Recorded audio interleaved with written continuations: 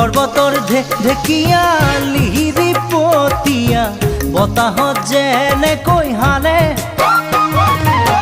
ঢোলৰে চাপৰ